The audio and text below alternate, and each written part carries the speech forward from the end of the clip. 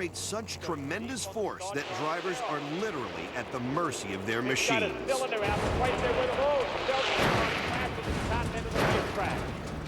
Gary Scelzi's machine explodes and slams into John Smith. What remains is a fiery wreckage of mangled and burning steel. The car was running extremely well early on in the run. The next thing you know, there was a loud bang. All hell broke loose.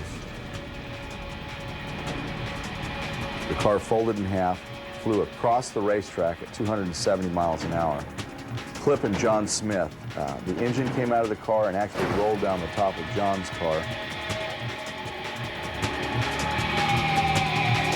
Actually, when I hit John Smith, it saved my life, I believe, because I was flying across the racetrack backwards without the back of the car and was either going to go over the concrete guardrail or into the concrete guardrail at 270 miles an hour, which probably, I think it was just fate and it wasn't my time, you know, to leave this planet. Unbelievable explosion down there. That time I heard someone say he ran into you. So I assumed that John Smith ran into me. I had no idea that I had ran into John Smith. I unbuckled, I looked and made sure my legs were there, I could move everything. I climbed out of the car. Gary Scelzi is out of the car down there at the top end of the quarter mile. And I noticed everyone was on John Smith's car. Smith is conscious as Scelzi gathers himself a short distance away. John's okay, huh? Smith is alive, but far from okay.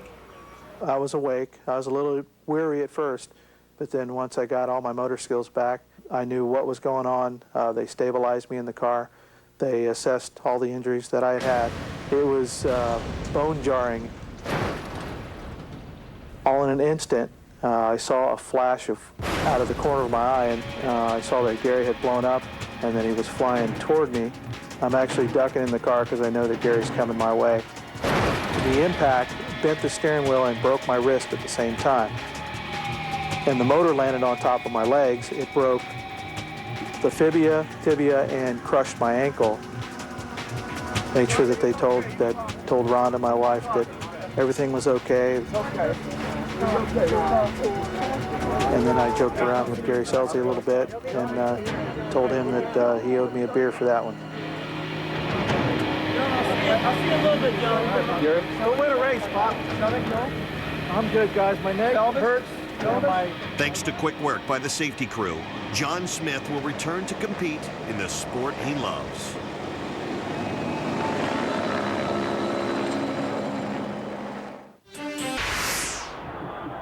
And it, Gary Scelzi versus Larry Dixon. Scelzi loses traction. Oh, and up goes Dixon. Goodness gracious. Oh, my. Another savage accident here in Memphis, Tennessee, on the heels of the Tony Schumacher accident of last evening.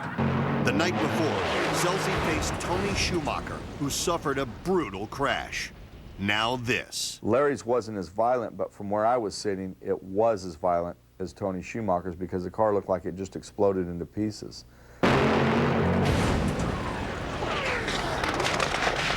I was actually dodging debris from coming down from the sky, parts of his body panels and everything else, and saw him go into pieces. And at that time, I thought, you know what, I am over racing, period. I couldn't believe it. Scelzi is distraught as Larry Dixon is rolled away on a stretcher. I broke a couple blood vessels in my eye socket, in my one eye, and I think that was, I don't know if it was from my eye trying to leave my head or what the deal was there, but I ended up actually breaking my fibula. My take is that I got knocked out when I got sent up into the air and shot maybe 30 feet into the air, and when I came and hit, I mean, it almost hit straight down. At that point, I really think that's when I got knocked out because my helmet took a pretty hard blow to the roll cage and actually split my helmet. You know, I woke up and they were getting ready to put me in the helicopter. Kept asking everybody, I said, did we win? Larry was driving away. The race was his. The only reason he didn't get the win is because the car flew across the center line of the racetrack, which disqualified him.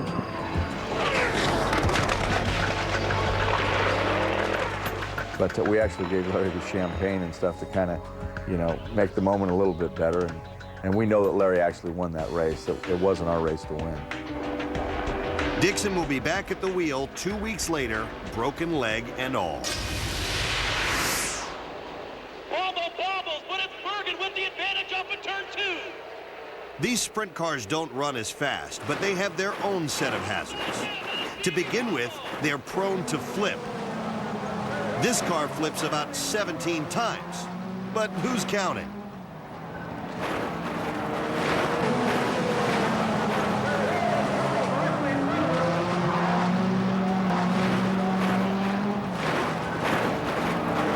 When it finally comes to a halt, the driver is in need of some medical assistance.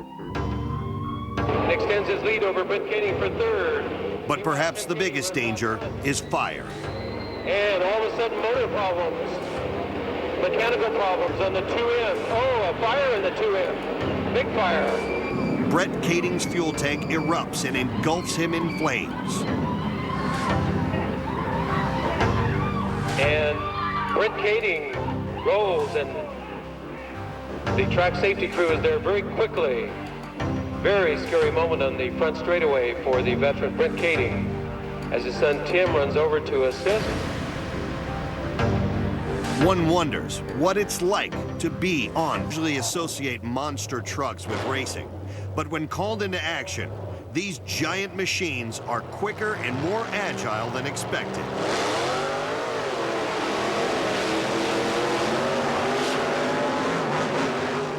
But when they lose control, it can be a big-time problem.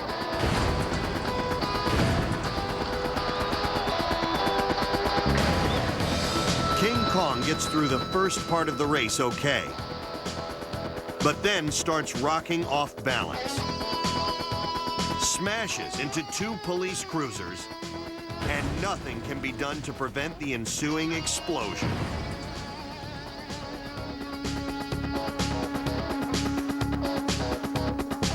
Most dangerous is the fire, and the driver who's stuck inside is at grave risk.